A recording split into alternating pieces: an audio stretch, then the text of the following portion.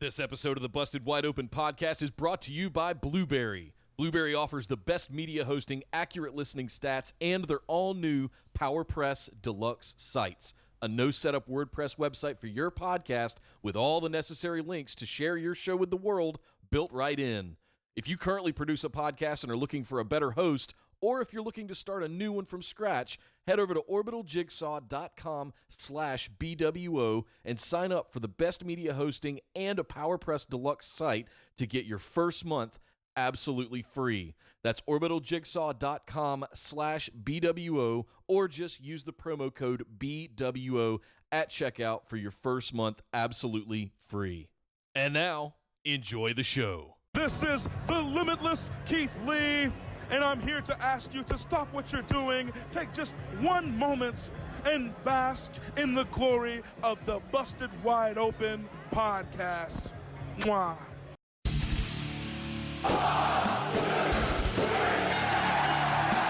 You're listening to the Busted Wide Open podcast, dropping the elbow on the hottest topics in sports entertainment and the world of professional wrestling.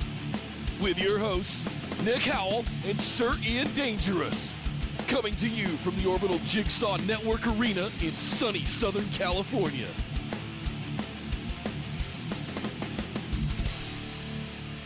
Welcome back to the Busted Wide Open podcast, but if this is the first time you're joining us, I'd like to welcome you to the second episode of our Patron Mailbag, the longer, more detailed, dedicated segment that we used to call Listener Questions, now has its own series. My name is Nick Howell.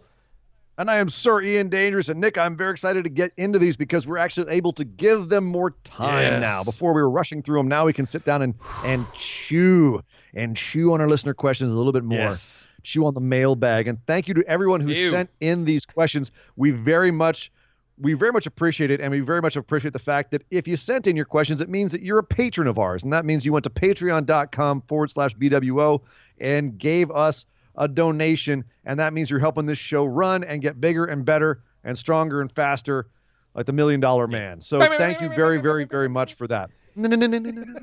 Thank you very much for that. And if you're not a patron yet, please, please, please go sign up. It means you are allowed to ask questions as well, as plus get all kinds of sweet swag and all the other perks that we have over there. And you're helping us immensely because this is not an easy show to do. And we love when we get help from our wonderful listeners. We love you all. So, we want you to help shape this show, and you have, frankly. All of your contributions have come in very big across the board. Guys, don't forget to hang out in the Busted Wide Open discussion group on Facebook. It is the hub of our operation, and we've now got a brand new shiny Discord server where we've got live chats not only for pay-per-views, but for every single show that's happening throughout the week has its own dedicated channel for live chat while the show is going on. Helps us keep spoilers out of the discussion group on Facebook, and we don't have to kick anybody out or get into little tussles over, people posting the wrong stuff. So hang out in the Discord, Nick, do your live chats there. That is the place to be. Yes. Nick, I have to admit that I'm a little bit like the old man trying to program the VCR. There's an old reference when I use Discord, but it took me a little while, but I'm getting used to it. I'm getting used to the Discord server now. I'm starting to come around. Maybe I'll make like a how-to guide video and give people the 101 of Discord. For us Luddites, that would be wonderful because I would love to see more people join up in there because once you get used to it, it's really fun. And it's certainly for what we're using it for chats and for interaction between all of our listeners and ourselves, it's actually a lot easier to communicate than through the structure of Facebook. So there is that. Facebook is still really fun to post memes and news updates and stuff like that and links to websites. Discord's really fun to just talk and talk to each other and about whatever. So it's a very cool platform as I'm getting more used to it. Definitely. And I'll make sure that sometime throughout the next couple of weeks, I make a little video introducing you guys to our Discord, go through all the channels, how it all works, how to do some cool tricks to keep things fun, how we do polls and commands and all kinds of stuff like that. You're the tech guy. I don't get this. It's like for us old tech guys, it's like IRC and stuff like that from the 90s and 2000s. But Discord is the kind of the new thing that it's mostly baked in gaming, but we're seeing it transcend that into tech and other areas such as professional wrestling. I know several shows out there that have Discord communities as well. So be sure to hang out in there. You can find links to it in the description below if you're watching on YouTube, or if you're listening on the audio podcast, you can find links to it pinned across our social media. Just be on the lookout for that. You can also follow us, speaking of social media, on Twitter and Instagram at BWO Podcast, streaming live right here on YouTube every Tuesday at 8 p.m. Eastern, 5 Pacific, and Saturday at 3 p.m. noon Pacific. But Ian, let's not waste any more time. Let's head over and do the Patron Mailbag. Well, our first question this week comes in from Jacob Yuhas. Guys, what is your favorite match that you saw in person? He says his is Darby Allin versus Shane Strickland versus Rich Swann. I don't know that I ever even saw that match, frankly. Second place for him, he says, is Asuka versus Becky at the Royal Rumble. That's right, Jacob. You were at the Royal Rumble this year. He was at the Royal Rumble. That would have been a good match. Yeah, I'd love to know what promotion he saw Allin, Strickland, Swan, if that was... Was that Ring of Honor?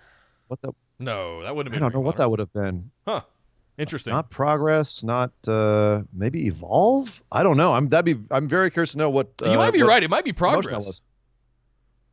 I don't know if Rich Swann ever went to Progress or Strickland. So yeah, I don't know. I would love to know what promotion he saw that in. But that's a hell of a three-way right there. Kidding. That's probably a baller match. Nick, what is your favorite match you ever saw live? I'd have to go. I think I went to a Hell in a Cell in, was it 2016? It was before we started this show. And I had never been to, in my life, I had never been to a pay-per-view live event. Like, I'd never been to an actual pay-per-view. And I think our mutual friend, Mr. Andy, not our champ, our other IRL Andy,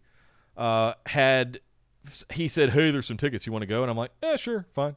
And I had a blast. And it was the first time I'd ever seen a pay-per-view, and it just happened to be one of my favorites, which is Hell in a Cell. So I got to see the Hell in the Cell like in person, which it was fantastic. And we were on like all but floor seats, like that one riser above the floor, that middle tier. It was right in a corner, and it was a perfect view. You got to see the Tron and the ramp, and we saw the Cell in the ring and everything. It was like on that back ring post back where the old commentary table used to be. Perfect placement, and I had an absolute blast. I actually don't remember the match, but for a live event, that's what I was looking at. While you're doing yours, I'll go look up the actual match card, because none of the matches were that memorable from that pay-per-view, if I remember correctly. But that was my favorite live event. My favorite match would probably be something for PWG that you and I went to. Oh, really? Yeah. Oh, wow. I wouldn't be surprised with that. Ricochet winning the second Battle of Los Angeles, at PWG. Well, we also Keith Lee Dijak. Back then. My favorite match that I've ever seen is more recent. I mean, I saw a bunch of indie stuff way back I even went to an XPW show, man. I went to an XPW show back in the day where they had a lightsaber war with fluorescent tubes, but that's certainly not anywhere near my favorite match of all time. It's a toss-up for me between the main event of WrestleMania 31 when Seth Rollins cashes in on Brock and Roman. I hate that you got to see that live. That's one of the greatest pops I've ever seen live. Wow. That's one of the greatest moments I've ever seen live. But the match itself was fine. I think possibly slightly edging that out was the season finale of the second season of Lucha Underground. I was there for the taping of that. And it was Ricochet versus Rey Mysterio. And at the time, people thought that Rey was going to retire. They thought he was done. And he was coming back to Lucha Underground as kind of a way to get that company over. And people didn't know if he'd ever wrestle again. And he came back and he was in fantastic shape. And he and Prince Puma, also now known as Ricochet, it was their first time they'd ever faced off. And I remember reading about how Ricochet was really nervous about working Rey because it was one of his idols, right? So I got to see this live, and the tension of the respect between these two guys in this match was fantastic. And so if you actually even watch that episode, you can see me marking out over it at the end of the show, screaming, "Thank you, Rey." And then, of course, after this was the angle where Pentagon came out and tried to murder Vampiro and shoulder checked me out of the way. And so and then we had blood all over us. So it was, that whole sequence was probably my favorite match I've ever seen. Barely edging out that Seth Rollins cash in. So I don't know that you could ever beat that cash in, to be honest with you. That's going to be really, really tough. I mean, as a moment, seeing that nuts. as a legendary moment in professional wrestling. That literally never screamed that hard at a wrestling match in my life. Wow. Yep. Thank you very much, Jacob, for the question. Next up, we had Josh Logan. With this move to Fox, do you guys think having more exposure for the WWE will bring more backlash from these annual blood money events? Also, do you before we get to the second one, let's answer that one. Will this move to Fox, do you think it's a bad look for the Saudi events at this point? Do you think Fox is going to interfere? Because I think this is a very salient question for us to talk about. Do we think Fox is going to look bad at the blood money crown jewel Saudi Arabia intermixing? To do that, I'd have to ask what kind of company Fox is. And I think people need to consider what kind of company Fox is. And once you really think about that, you'll have your answer. And that is no, they're not going to give two craps as long as money comes in. The optics are irrelevant as long as you can spin the optics to your benefit, or at least spin them away from anything that's negative. So that's up to WWE to do. And they've already started to do it by saying it's an international pay-per-view, not in Saudi Arabia, not trying to stay away from the fact that Saudi Arabia is, a bloody regime that murders American journalists, among many other things, and human rights violations, et cetera, and is incredibly socially regressive. So right.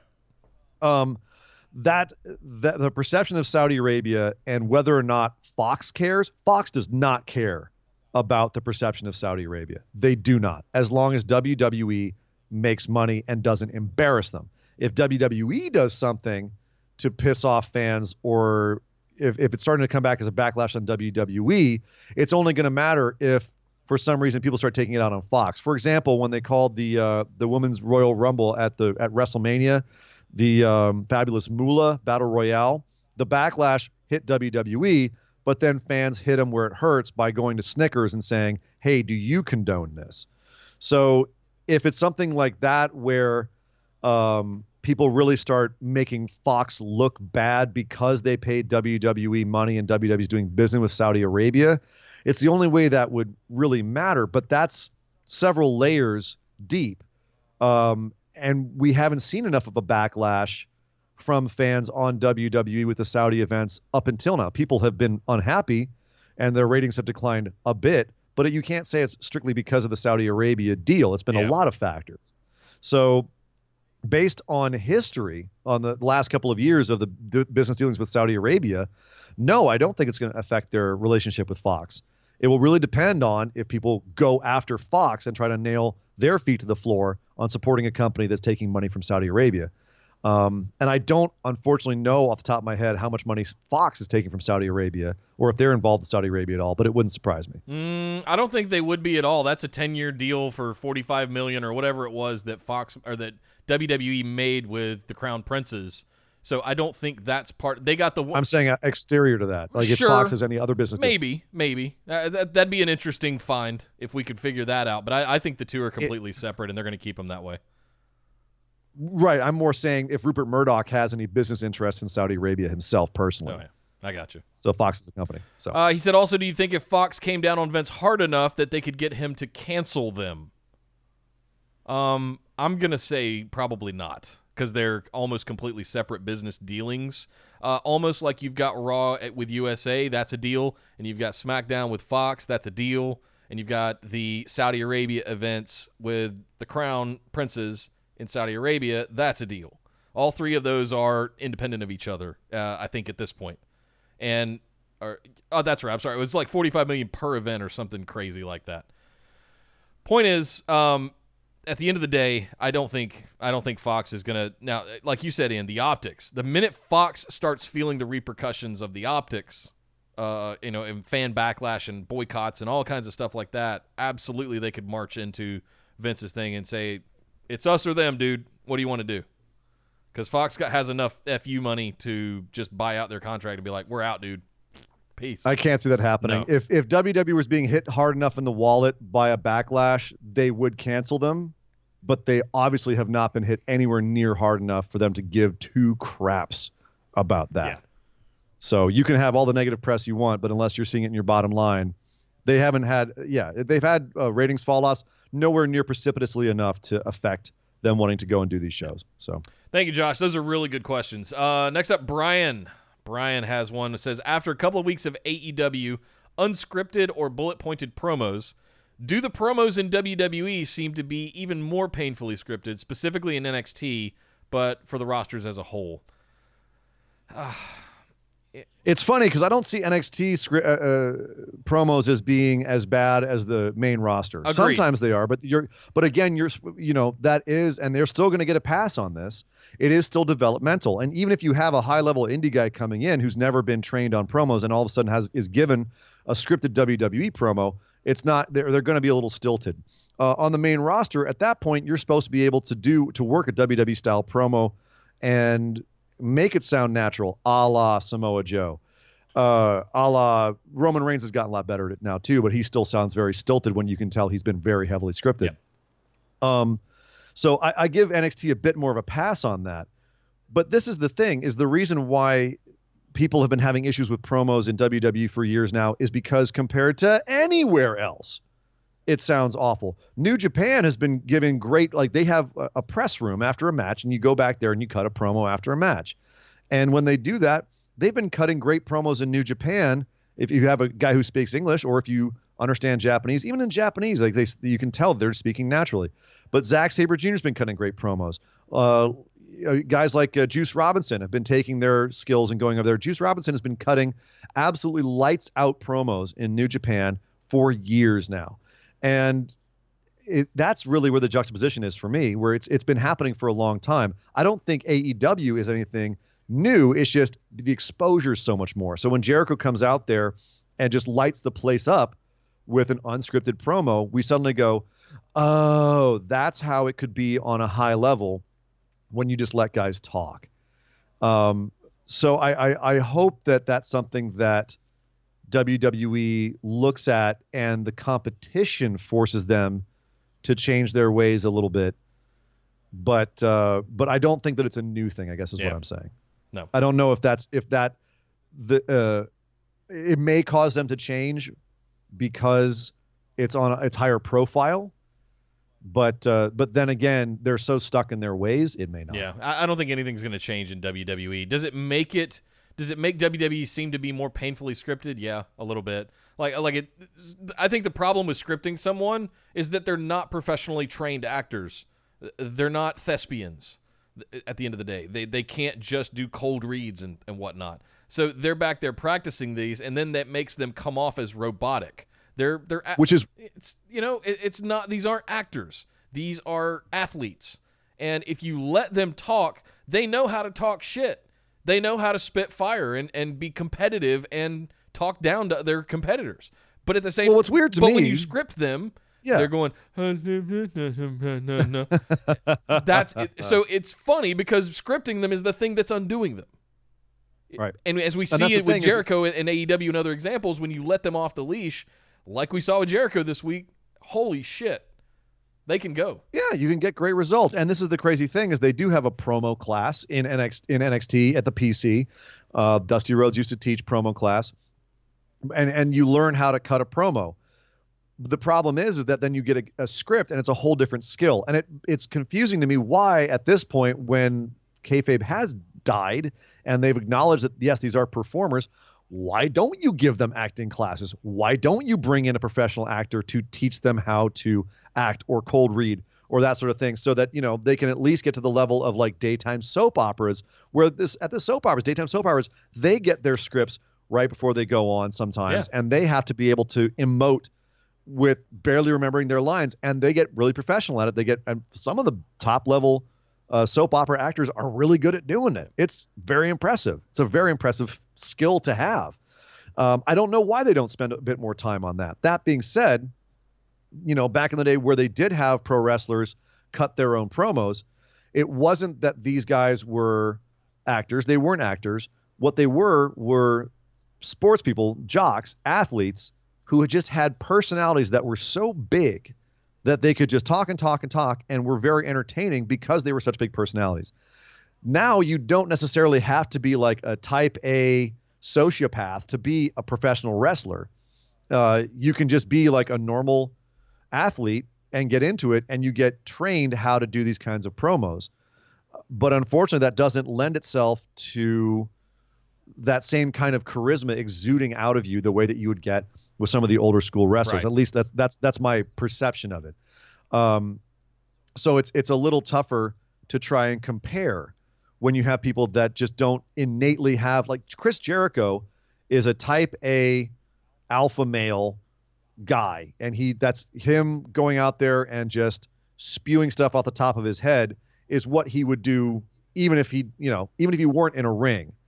He would be holding court wherever he is. Ric Flair is the kind of guy that every bar he goes into, he's the star of the bar, right? He's going to be an attraction no matter where he goes, whether it's in a ring or an airport or a bar or a restaurant, wherever. He's going to be the center of attention. Yeah.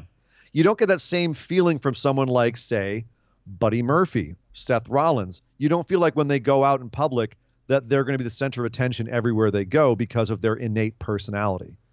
So you've got to train them how to speak and get out there and be a big character because they're not innately a big character. Yeah. The other thing I'll say real quick is, I mean, for my day job working in tech, I do a lot of presentations, and it's a lot of repetition, and it's a muscle. It's a muscle that you exercise.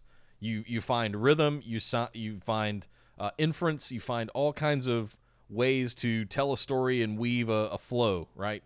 Yeah. And that's not something you learn overnight. It takes years. So we've seen some anomalies come up that are brand new that just have the gift. Some people just have the gift. MJF just has the gift. I don't know where he got it from. He just has it. But he's had it since he was a child. Velveteen Dream, remember, Patrick. We've seen the clip of MJF as a whatever he was, 6 or 7 years old on the Rosie O'Donnell show. Yeah. That dude had the gift of gab then. Yeah. And as you said, Velveteen Dream. Yeah. So some people just have it, some it. don't. And I think what they need to recognize the most is not script everybody, but recognize the people that can take 2 to 3 bullet points and go out there and deliver a money promo, and then recognize the people that don't have it and need a little bit more help, and maybe script them a little bit more. But you're giving WWE credit for having more organization and forethought and consideration and compassion than they the reality is it's more treated like a soap opera where they get their script an hour or two before the show goes live. So, and you're not going to have a lot of success that way. Sorry. Yeah, and some of the verbiage just is unnatural too. So it's partly the writer's fault. Great question, Brian. Thank you very much for that one. Next up, we're gonna have to talk. We're gonna have to talk to the champ here for a minute. The champ. Andy Jessup. So I want to ask his second question first. And champ, I apologize if you don't like this, but with the finishes on Friday and Sunday, the way they put Raw together this week, and the addition of 2 shoot fighters now, when I have no interest in boxing or MMA, why should I care about WWE? Talk me off the ledge here. Why?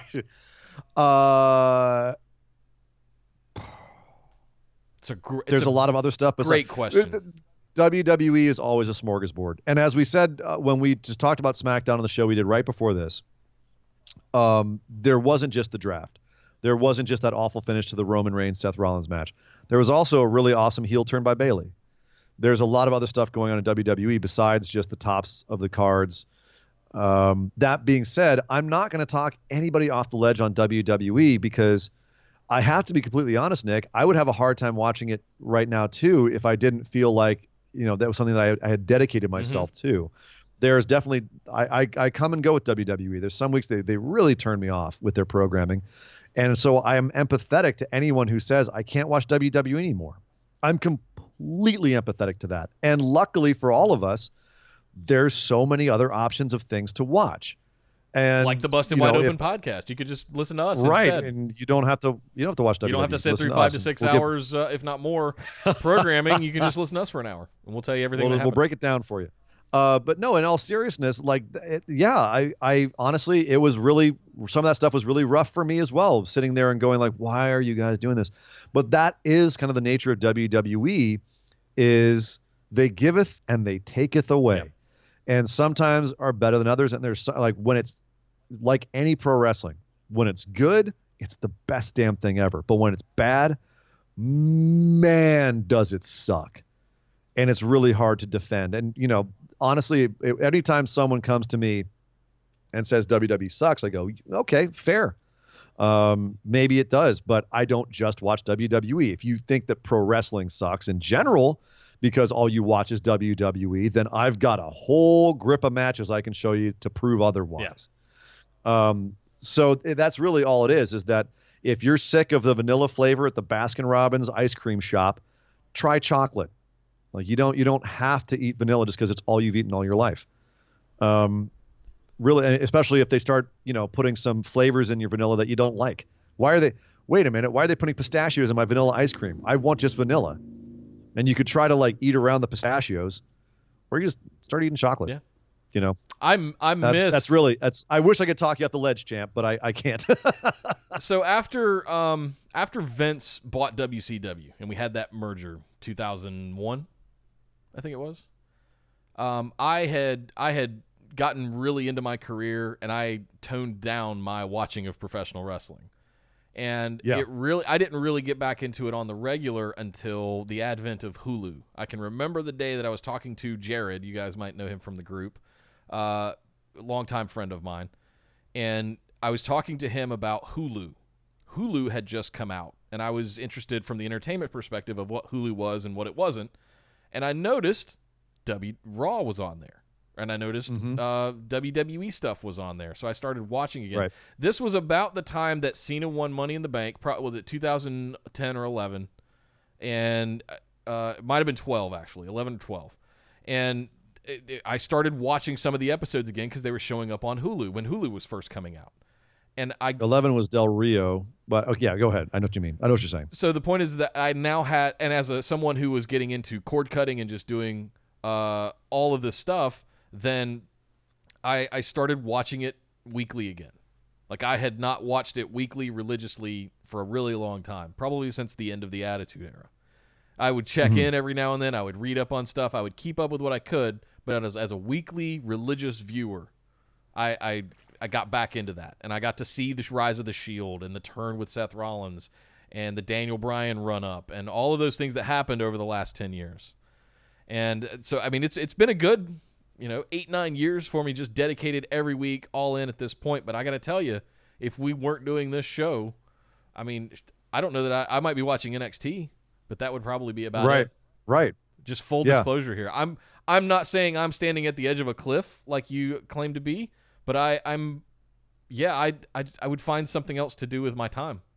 Don't feel like this obligated thing because that takes the fun away from it as well. Absolutely. Where you feel like you have to. No, and it's actually the era that you talk about when Stone Cold turned heel, and that whole era right there was the largest precipitous drop off of a young audience in WWE's history.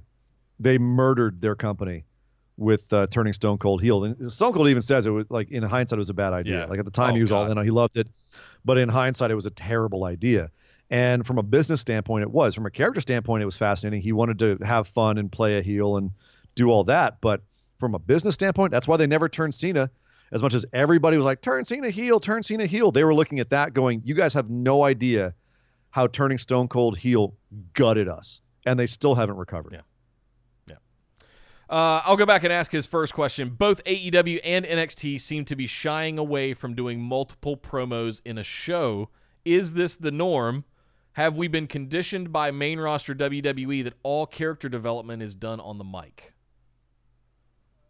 Kind of, yes. I think that the AEW, they're allowing some promos in the ring, so they're having a little bit of the WWE style, getting out in the ring and cutting a promo there. I mean, promos throughout history and even in the modern era have been like how companies do their storylines and their promos very wildly. Like I said, New Japan, they're very structured when they give their promos, right? You don't do pre-match promos. You don't do moments where it's like very rare where it's just you come out, cut a promo and leave.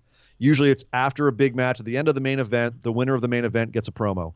When you go backstage, storyline is mostly told through tag matches on Road to shows and in press conferences and in the little press box after matches when guys come back all sweaty and talk about the match they just had. Right.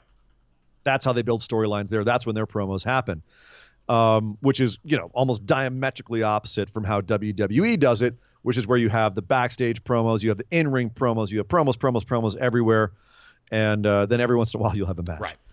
But AEW seems to be doing a bit of a melding of that, where you've got YouTube that's building stories, and then there's not a ton of in-ring promo.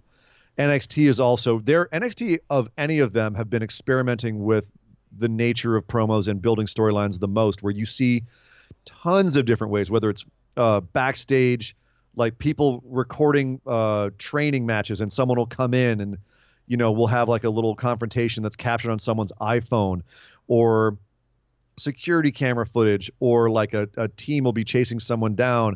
Like they've found a bunch of interesting new ways to get their promos in NXT, and I like that. I like that they're experimenting.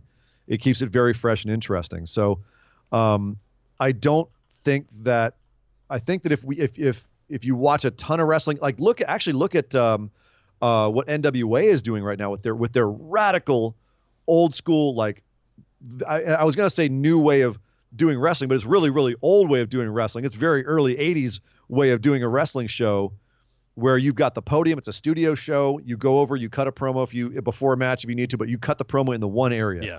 Right. And I love it.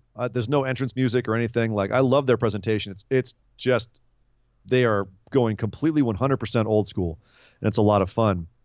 But again, I think that we are conditioned, because WWE is all that we've watched for so long, because it's been the only game, and people have been imitating WWE and their presentation for so long, that anytime someone breaks with that, we go, what's this? So yeah, I think that it's not to say that people are doing other things besides WWE and wondering if that's normal. Yeah, it is normal. That happens. It's just it hasn't been as mainstream as WWE. Yeah. So we have been conditioned. I look at examples like Being the Elite and the Road to shows. Let me just say it this way. The way that the Bucks and AEW have been using YouTube. Now, if you look at the way WWE uses YouTube, they use it as an archive sort of platform. They use it to put up clips and to hype up certain things, but it's usually of things that have already happened or that happened outside of the show. The vlog style of the way that AEW and the Bucks are using YouTube is a way to do things differently. It's a way to build storyline outside the context of the main show, but still have it affect and have ramifications on the cards and the drama and everything that happens on the show. It's not just an afterthought to the things that have already happened, similar to how the WWE YouTube clips are. That's a very modern, innovative approach to take, as opposed to what WWE does with it. But if you look at WWE's numbers on YouTube, they're absurd. Some of their videos get tens of millions of views. Cain Velasquez is at 8 million right now. So Tyson Fury is at 4 million. So it's they do get obscene amounts of views, but you're right. Sometimes they're quote unquote story building stuff that they do backstage as an afterthought. Yeah. And sometimes they don't even incorporate it into their storylines afterwards, because it's just so off the cuff.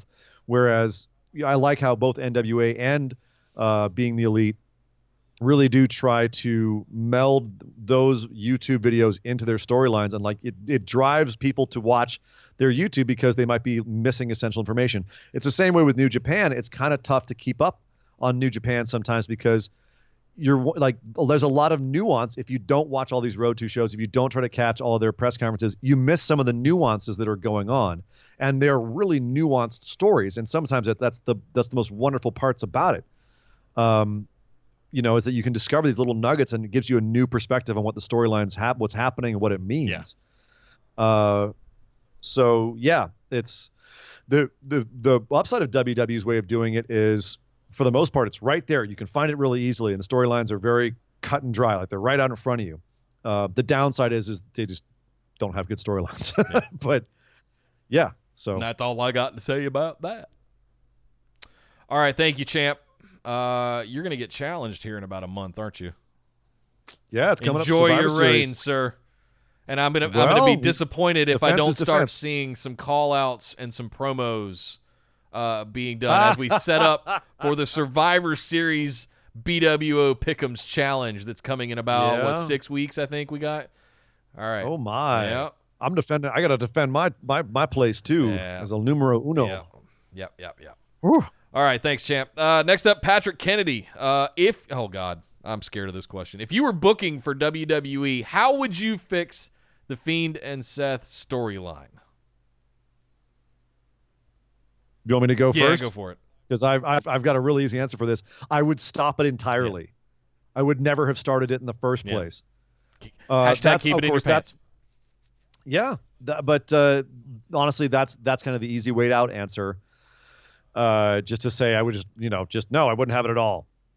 But where we are right now, if I were to fix it, I would say that one way to fix it is to establish that the Fiend does not want the championship.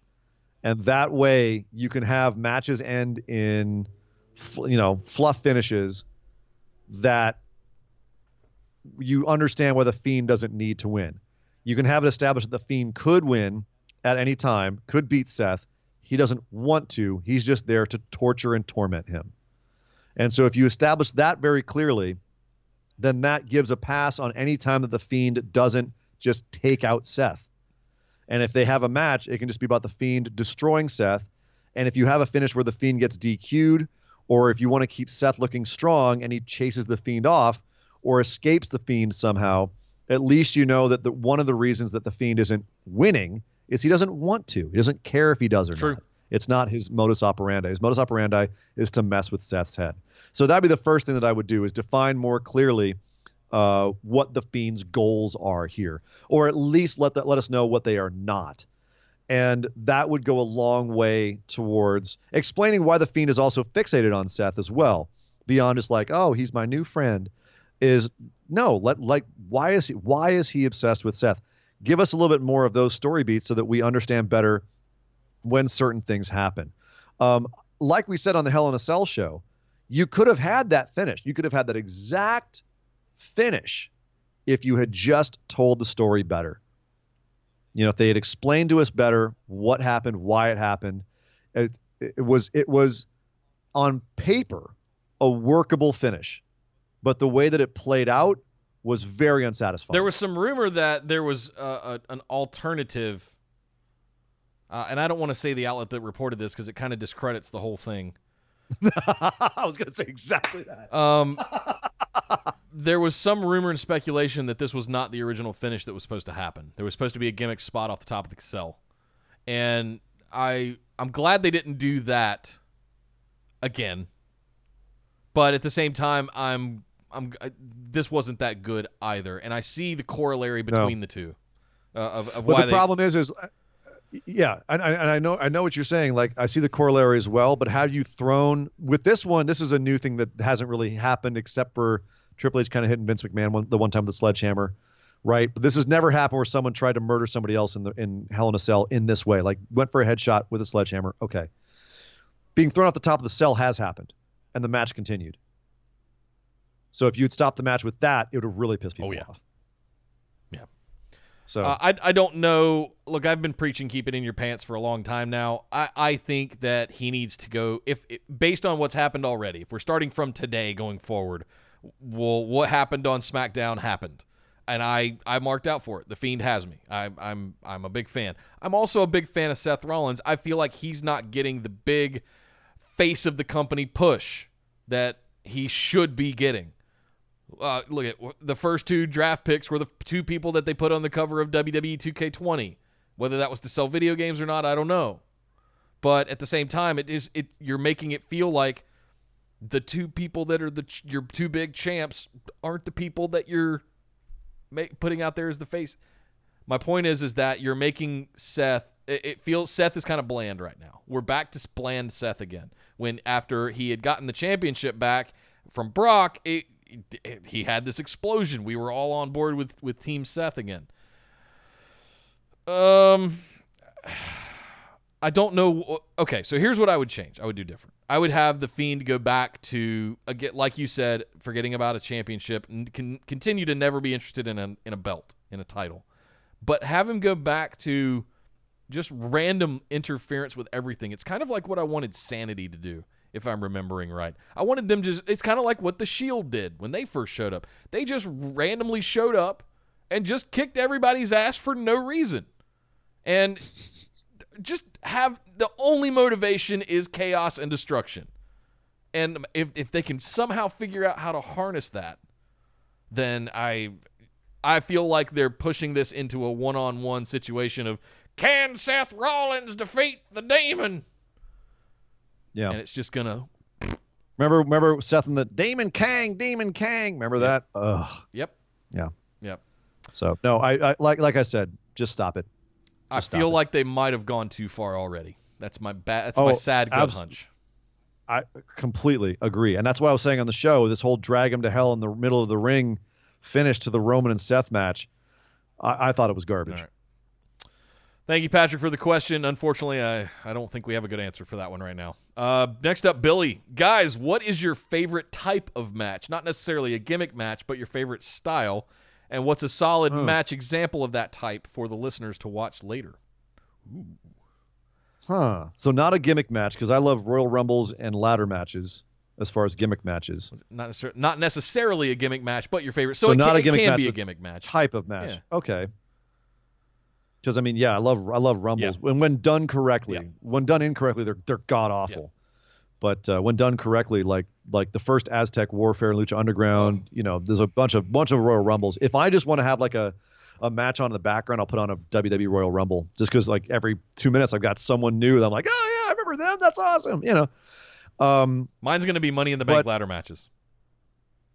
Oh yeah. Oh, that's fair. That's a gimmick match. Anything to do with implements of destruction. So whether it's TLC, it's TLC matches or ladder matches in general, for some grand stake that's hanging from the rafters. See, if he's talking like type of matches, I like matches that are the blow-offs to long-term feuds with great stories that involve two wrestlers that can wrestle their asses off. Whether or just, and I love strong style. Like I love two guys just getting there and beating the tar out of each other, like Ishii and Shibata in the 2013 G1 12-minute match. Go check it out. That's an awesome one. But the first one that popped into my head was back in 2017 in New Japan. Hiromu Takahashi had beaten Kushida in a ridiculously short period of time and just disgraced Kushida for the junior heavyweight title. Just disgraced Kushida. And Kushida had to fight his way through the entire Super Junior tournament to get a title shot at Hiromu and win his honor back. And the two of them had already had a pretty long, drawn-out feud, and Hiromu was just taking it to Kushida and making him feel like crap, and Kushida was on a redemption arc. And they met at Dominion 2017 in one of the greatest matches I think I've ever seen. And they came out the gate and beat the crap out of each other for the first half of the match. And the second half of the match was a technical masterpiece. There was flying, there was grappling, there was more strong strikes. That when you've got two guys who can not only sell that all the stakes are on the table, that like one of them is just trying to put the other one down, and the other one is there for their career and their life and their honor, and they're there just to kick the crap out of each other, and the emotions are high. It's basically what to break this down, a well-told story with two guys who can wrestle their asses off. The climax match to that, as far as a type of match, is my favorite thing. Marty the Moth and Phoenix in Lucha Underground, their blow-off match that was just a bloodbath. That was an awesome match. When Tommy Dreamer finally got his hands on Raven, you know what I mean? You can go down the line on this. When Mick Foley finally won the title off of Rock, like there's a ton of stuff. So those matches, that's my favorite type. Is, I guess, payoff matches would be how I said it. Yeah. I've got I was looking through really quickly while you were talking the kind of the history of the beginnings of the Money in the Bank ladder matches. And if you've not seen like the first three, Like Edge, the Money in the Bank ladder match with Edge at WrestleMania 21. The one that Daniel Bryan won in 2011. What was the other one? The CM Punk won at WrestleMania 24. Those when Money in the Bank was first like getting going, those really put it on the map. And they're mostly going through the one that CM Punk won was amazing. Yeah. That was a great one. They're nowadays, here we are, 8 to 10 years later, they're mostly like expected. We know what to expect from them. Oh, they're big ladder matches. There's going to be high spots. People are going to get pushed over and fall into somebody. And we kind of have come to expect them. But this kind of stuff was like brand new.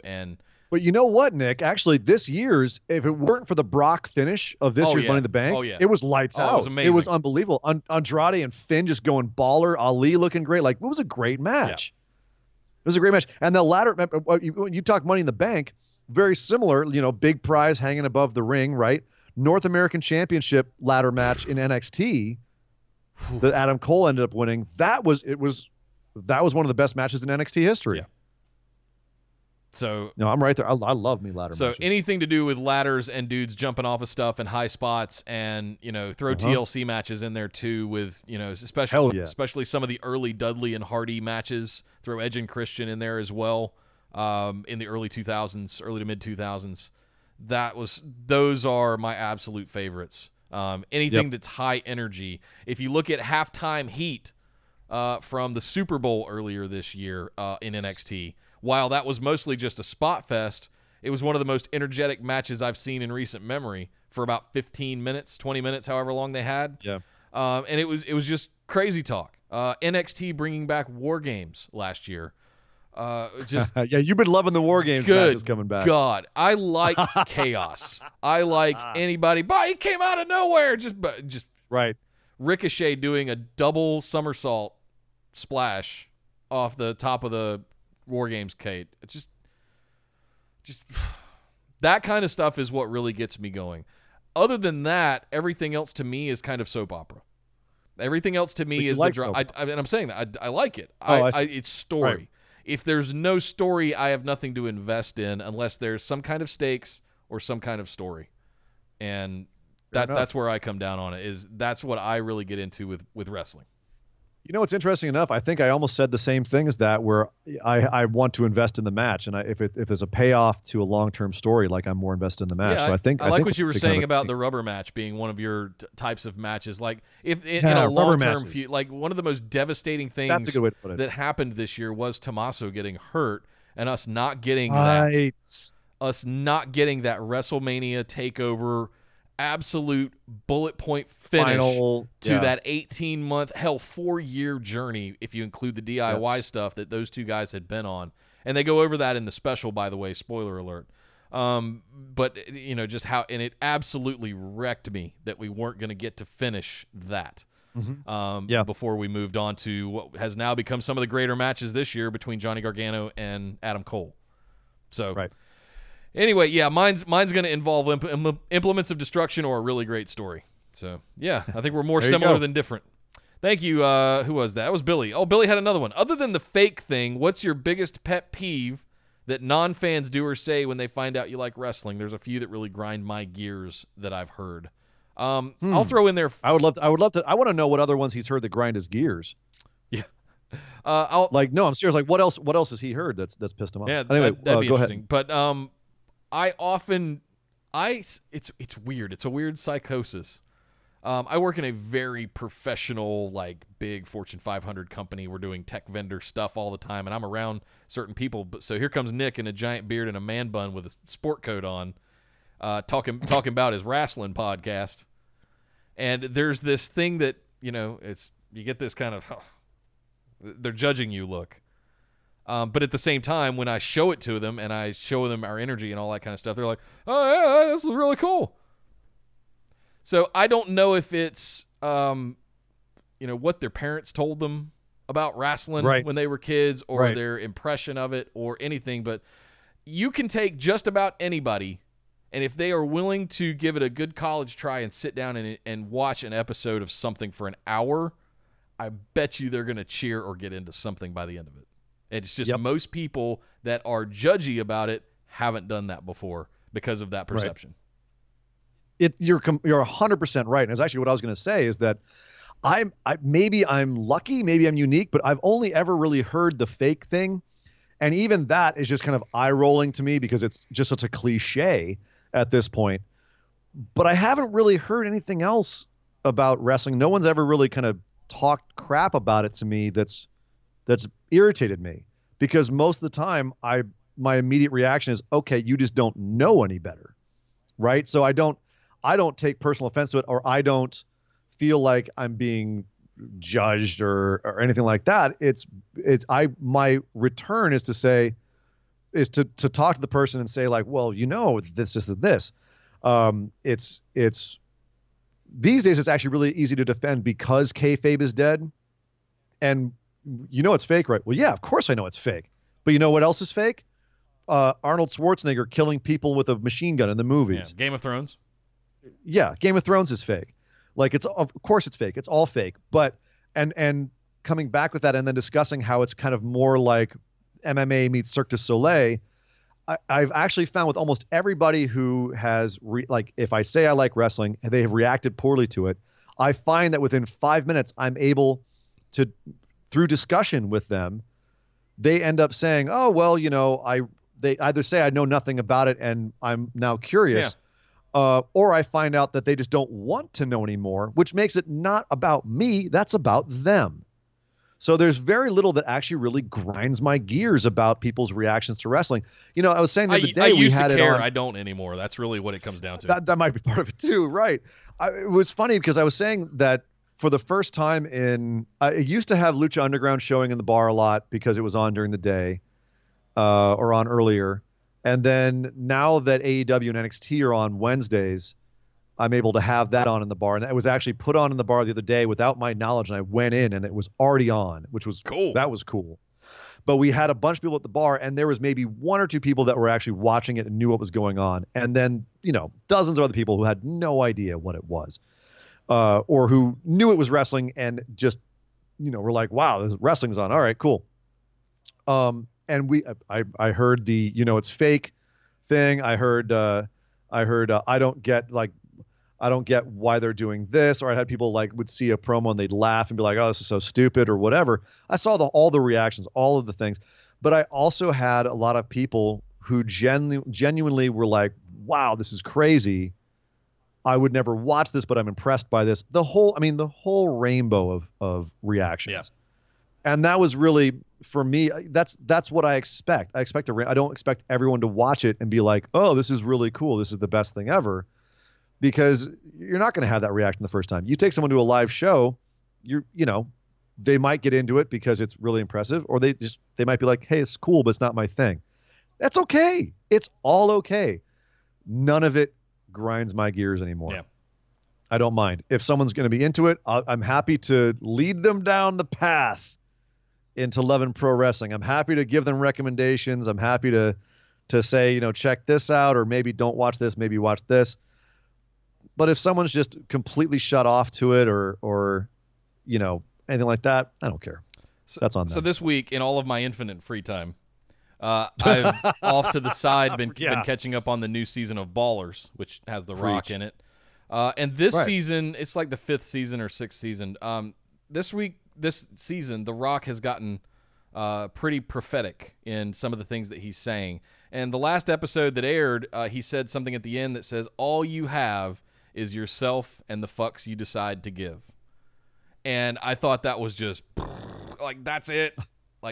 Wow, that's heavy, Rock. Whoa. That's, whoa, man. Bro. But at the end of the day, that's really what it comes down to. You have to decide, do you really care what other people think? And no, to that I say, gaze upon the field where I grow my fucks and see that it is barren. Yes.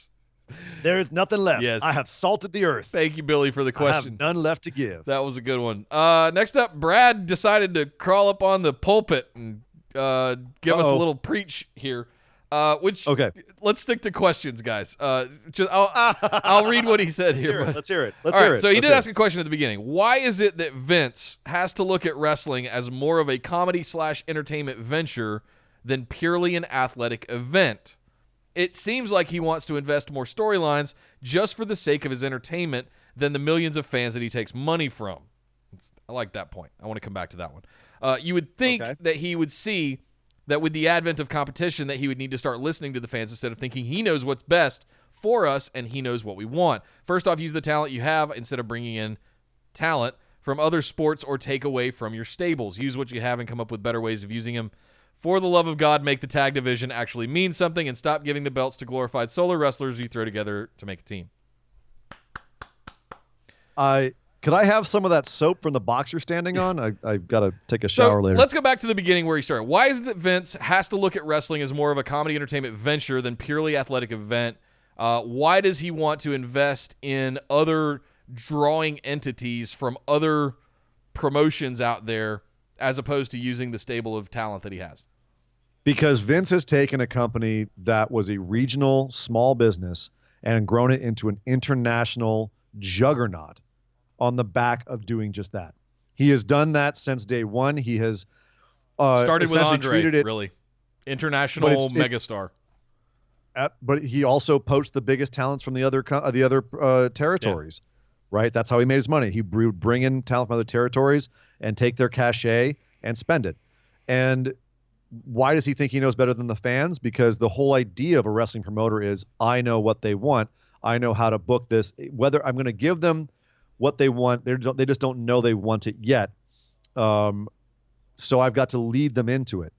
That is the mentality. And there's a huge amount of arrogance and balls that goes into that. And that's kind of Vince's defining characteristics. He's absolutely myopic and single-minded and tunnel-visioned, but he's also insanely ambitious, creative, and driven. And the guy has the energy level and the battery capacity of a 21-year-old on cocaine. It's insane the amount of time and energy this guy has given to his company. And the reason why he makes it more of a comedy entertainment thing is because way back in the day, he decided that instead of going for an adult audience, he was going to go for your kids. And that's where you got Hulk Hogan, not the Hulk Hogan that rocked the world down in the South, the big old heel. No, he made him into a big cartoon character who wanted you to say your prayers and eat your vitamins. He took Greg the Hammer Valentine and made him from an absolute murderer into a kind of a joke. Like, isn't he kind of funny?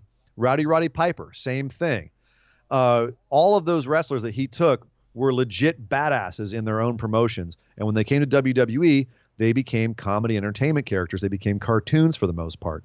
And the reason for that is they were palatable to kids. And think about it. We're that generation. We're, you and I, Nick, obviously, and then there's lots of people he also catered to us. Lots of people listen to the show. He catered to us as teenagers with the Attitude Era and our angst and vitriol and all of that stuff and the sexual innuendo or straight up just content that would appear Absolutely. on the show. And then we got into our 20s and we started seeing, ruthless aggression and bra and panties matches and hot chicks and all this stuff. Let's be clear. People weren't into the Attitude Era because Stone Cold was wrestling these incredible technical matches. No. They were into it because it was entertaining and it was funny to watch him spray Vince McMahon with beer from a beer truck, and put a gun to his head and have it be a fake, little bang flag come out of it. Like, he's made all his money on comedy and entertainment, and there's no one around him who's not a yes man, who's not going to tell him you can tell him he's wrong. He's not going to listen to you. At this point, he's made his company into and that's the thing, Nick, is that you mentioned the Attitude Era. He had to pivot so hard after the steroid trials and everything got kind of sucked out from underneath him in the early 90s. He had to go with smaller guys. Well, smaller guys aren't going to give you the kind of, they're not going to look like the same way. You had to go for a little bit more of an entertainment in a different way. And a lot of those younger guys they had more attitude, literally more attitude. Shawn Michaels, right? That was his stock and trade, was attitude. It's the whole company has been entertainment and comedy. Yep. And that's what he's made his money. And I feel like the PG era might be like him trying to reset the clock going back to when he did that initially. And you saw the rise of Daniel Bryan and these sort of superhero John Cena characters. John Cena's the kids that grew up in the 90s as teenagers, and now their kids are watching it, and it's almost this full circle reset of the clock. And the next thing that comes along is 10 years from now, those kids are going to be teenagers. Do we get another coming of the Attitude Era where it's a little bit more risque, it's a little bit more of the things that we saw? I don't know. It's to be determined at this point. Not with a publicly traded company and with as much money as he has. Yeah, you're right. From big business. I highly doubt that. But that being said, you can have your main brands be PG and then maybe NXT goes TV 14 or something. Sure. You know what I mean? Like now he's got a lot of options. It is notable that AEW is TV 14 for language, sex, and violence. And we heard shit. Absolutely. We heard bitches, and we heard all kinds of stuff. So it's interesting to and they allow blood. Yeah, all that stuff. Yeah. So we'll see how that comes out. The next thing note that when they showed this week, when they showed Brock after getting beat up by Cain Velasquez, they showed the blood. They didn't gray it out, right? Yep. So maybe he is slightly pivoting, but that's kind of where I'm going with this. Is he's always been the special attraction guy. He's always brought in Mike Tyson or, as you said, Andre the Giant, or the whole rock and wrestling connection. The WrestleMania 1 was built on the back of having Liberace and Mr. T and Cyndi Lauper. Mike Tyson, there's Mike Tyson in that. That's exactly what I said in the Attitude Era. Like Floyd Mayweather, like he does this. This is nothing new.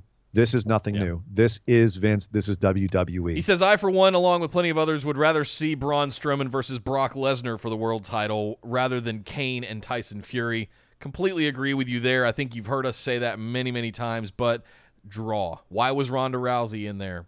Draw. It's a name that people outside of the echo chamber of professional wrestling know and recognize. And if you're not growing, you're dying. It's a business strategy. So and like I said, like Cain Velasquez, 8 million views on YouTube already. Braun Strowman and Brock Lesnar are not getting those kinds of views. Thank you, Brad. Thank you for the questions there. Chris, next up, just hear me out. Oh boy, he started out a hear me out. We might have to do a bonus episode with you, Chris. Is it possible that in a few months, hopefully sooner than later, the Scooby-Doo actors guest host SmackDown? Then they investigate the plot holes and inconsistency in the storyline. At the end, they have Eric Bischoff tied up. Then they unmask him to find out that it was Vince Russo the whole time and that he's been running Raw too. And he'd have gotten away with it if it wasn't for those pesky kids. That sounds like a Vince Russo plot right there. That sounds like Vince Russo wrote that. No. In all seriousness, no. Like, I get what he's saying. Yeah, it's. I don't know. I honestly think Vince Russo would have been more entertaining if he'd been writing this. It would have been a shit show.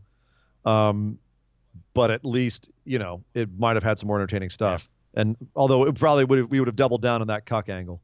Oh God, I don't think it's done. I think we're just getting started because they've got to wrestle at some point, right? You got to have Lashley and Rusev have a feud for the. Can we just stop it now? We can, but they're not going to do that. You know better than that. Ugh. All right, thank you, Chris. Last but certainly not least, Lionel. Hey guys, what would be the top 3 wrestlers on the microphone in your opinion of all time, and the top 3 managers of all time? So a Mount Rushmore of mic men and managers. The top 3. So Mount Rushmore -1. Yeah. Off the top of my head, best mic workers. I got 2. The third one's tough. The 2 I'm going to say Rock and Flair. Yeah, easy. The Rock and Flair. But then the third one's tough. I mean, you've got. Off the top of my head, Jericho obviously is Dusty Rhodes, Macho Man, Jake the Snake, CM Punk, Mick Foley, Stone Cold was really good. It was really good. Yeah, for me, mine's easy. It's Gorgeous George. I mean, Flair, Jesus. Rock, Stone Cold in that order. That's my 3. Yeah. Yeah, there's a lot of really good managers. Managers. Heyman, Brain, and Cornette. Boom. I want Paul Bearer in there. Here's why I say Paul Bearer is not in there. He only ever managed Heyman, Brain, Cornette. 2. I can't argue with that. I can't argue with that. 2 or 3 guys. The only people that he ever did. He always did one gimmick. Heyman, dozens of guys. Brain, dozens of guys. Cornette, a bunch of guys, but there are some in particular that he managed the shit out of, and he genuinely did in real life manage them, and he managed them to making a ton of money. Yeah. So I've got to go with those three. I don't even think that's a question. Yeah. I would love to throw Teddy Hart in there, but he's not on those three level at all. Yeah, I can't. As much as I have a soft spot for Paul Bearer carrying around his urn, I can't. I agree. Love me some Paul Bearer. He's an iconic part of the Undertaker's image, but he's, as far as overall, he's not on those three guys. Not on their level. Yeah. Mr. Fuji, I'd throw in there, but not on their level. On their level. Yeah. Heyman, Brain. What was the third one you said? Heyman, Brain, and Cornette. Cornette's the one I'm struggling with a little bit. Oh, come on. That guy made so much money being the manager. I agree, and the tennis racket was funny, but I'm not just talking about WWE. I'm talking about overall. Sure. I don't know. Maybe I'm just tainted by his more recent endeavors. You absolutely are. You have to look strictly at history. Yeah. Cornette is one of the greatest managers of all time. Period. Hard stop. Yeah. I give him all the credit in the world for being the wrestling historian he is. Jesus, his brain. I don't know that there's anyone else on the planet that has the amount of wrestling details and not. He's the IMDb of wrestling, literally. If IMDb was homophobic and an asshole, sure. Yes. And he would probably agree with you there. Oh, corny. I love you and I hate you at the same time. Yeah, it's tough. Well, guys, that's it. That is our Patron. No, we got one. We have one more, what? Don't we? Oh, that's right. Oh, my God. I've completely forgot. Last minute made it in. Why didn't it show up on the page? Probably because I didn't refresh it. All right, last one. Eric Elledge. Good old Eric. You've been with us from the beginning, man. Thank you for all you do. Yes, sir. Is it... And also Raider Nation. Raider Nation. Is it possible that there is a generational... Oh, God, this is good. This is a great way to close it out. Is it possible that there is a generational gap between AEW programming and older fans like myself who just don't get all the hype? This is a great way to close this out. Yes, actually. I mean, look at the ratings. NXT is killing AEW with the older fans. Like, NXT is definitely getting more of the older fans. AEW is getting more of the younger fans. There is absolutely a generation gap between AEW and some of the more old school. I mean, look how much Cornette can't stand AEW. Speaking of older fans, I think it makes total sense that AEW is doing a much younger skewing program. But I think that if you are an older fan, you're looking at AEW and saying, I don't get the hype, then think about this. It's smart of them to skew young. Yes. Because they definitely are skewing young, not only with their talent, but their presentation all around. It's smart because that is the untapped audience. If you look at WWE programming across the board, it's skewing a lot older these days. And they need to get that young audience back. Yeah. They've somehow lost the young audience. We said on the other show, maybe it has to do with how the younger audience is consuming it. But even so, AEW is trying to get those lapsed fans, the untapped markets. And in that sense, I get that. I get why they're doing it. But if you are kind of older and more old school, I can see how AEW would be off-putting. How you don't quite get the presentation. It's not exactly what you want to see. Luckily, there's NXT. Luckily, there's New Japan. Luckily, there's NWA now. And you can have your cake and eat it too. Is there some corollary we could draw to WCW audiences versus WWE audiences in the 90s? No, because that was a really straight crossover right there. Yeah. They were both getting very, very similar audience. That's why they were fighting tooth and nail. They were fighting for the same damn audience. And you don't think AEW and NXT are going to be fighting for the same audience? I think they should be. I think if they're smart, they will. But NXT definitely feels like a more mature program than AEW does. JBC said the Fiend scared off the young audience.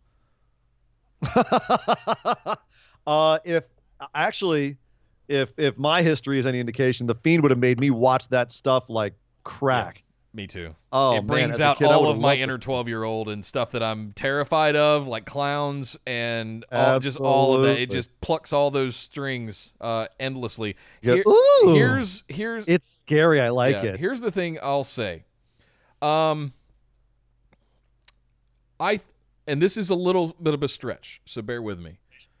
A lot of the superstars or the wrestlers or the performers or whatever word you want to use to describe them in AEW came up through, Jericho aside, Hager aside, came up through the indies. How do you watch that stuff? A lot of it's been on YouTube.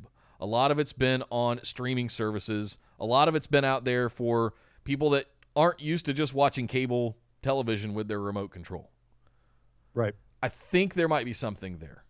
I think there might be a way that while your parents were watching their sitcoms, little Billy over there was watching matches on YouTube of, recaps of the Young Bucks at matches in New Japan, or maybe the Being the Elite series where they showed Marty Scurll and all of these other things that we're doing.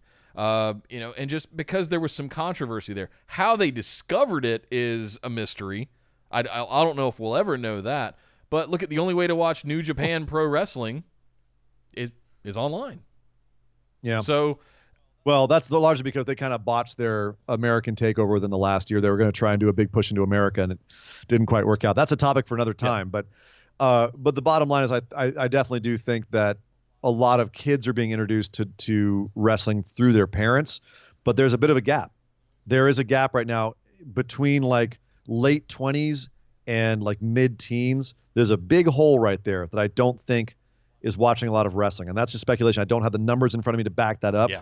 But based on what I'm seeing in terms of interactivity, both online and with us and with a lot of other online shows, it does seem to be like most of the wrestling audience is late 20s to 30s to 40s. And then the young kids that their parents are taking to WWE events. Yeah. I feel like the NXT audience. When I go to live, I feel like the NXT audience to counteract that is also main roster audience. I don't know that they've found their own audience for NXT yet. I'd agree with you if I heard more NXT chants from the main roster when like NXT people would come out. I feel like I don't hear as many NXT chants. I feel like we do. Not as many as I think you would if it was as significant of a crossover. Okay. But then again, we're talking about a vast difference in size. I also feel like the people that are going to live events might not be regular watchers every single week of things. I think they might be taking little Billy to go to a show. Or it might not be the same people that the people that are buying the live events aren't the people that are watching NXT or AEW. Yes. Because look at how big like AEW is selling out huge state, like they're getting 14,000 people in there having never had a show before. Yeah. Well, so that could be argued. There's a lot of people who actually there's a lot of people that want to go to shows. I'm just saying. So, well, guys, that's it. Patron Mailbag episode number 2 is in the books. Thank you all for all of your great questions. This is something that we're looking forward to doing every single week, and we're going to keep tweaking things as we go through this new era transition. Thank you guys for coming along for the ride. That marks 4 episodes of Busted Wide Open this week in the books. Oh, yeah. What a marathon. Now, that's not going to happen every single week. Most weeks will just be 2, maybe 3. Actually 3, because we're going to have Tuesday show, Saturday show, and then the Patron Mailbag episode. But absolutely, when we have a WWE pay-per-view on Sundays, we're also going to cover that on Tuesdays. Like this week, we had Hell in a Cell. Covered that for you Tuesday afternoons. But thank you for hanging out with us for Patron Mailbag number 2. We'll be doing it again next Saturday. Be sure to have that on your schedule, and we'll be sending out some more events and stuff like that. But absolutely. If you want to give your listener question for next Saturday, join us over on Patreon, patreon.com/BWO. Join up, support the show, and get your listener questions on this here show. Yeah, all it costs you is $5 a month. Oh my goodness. That's it. And you get access to show notes. You can ask your listener questions every single week. So 4 times a month, if not 5 some months. But you can the price of buying me a fancy beer. Yeah, that's in California it's not even that much. So as always, guys, come hang out with us in the Busted Wide Open discussion group on Facebook. Definitely come join the Discord channel. You won't want to miss that. You can find a link to it in the description below if you're watching here on YouTube, and pinned to our social media profiles all across everywhere. If you're in the Busted Wide Open discussion group already, you can find a link to it at the very top of the group there. You can also follow us on Twitter and Instagram at BWO Podcast, right here on YouTube, streaming live every Tuesday at 8 p.m. Eastern, 5 Pacific, and every Saturday at 3 p.m. Eastern, noon Pacific. And as Ian said, thank you to all of our patrons. You guys made this show possible. We're excited about this new series and breaking this out and giving it more dedicated time, and we can't do it without you guys. So thank you. Thank you very much for all your questions and your patronage every single month. Amen. Really appreciate it. My name is Nick Howell. You can find me on Twitter at DataCenterDude. And I am Sir Ian Dangerous. You can find me on Twitter at Sir Ian Dangerous. But by God! Would somebody stop the damn match? This show is part of the Orbital Jigsaw Network. For more episodes, subscribe to us on iTunes, Google Play, or Stitcher Radio. For details and show notes from each episode, check us out, orbitaljigsaw.com.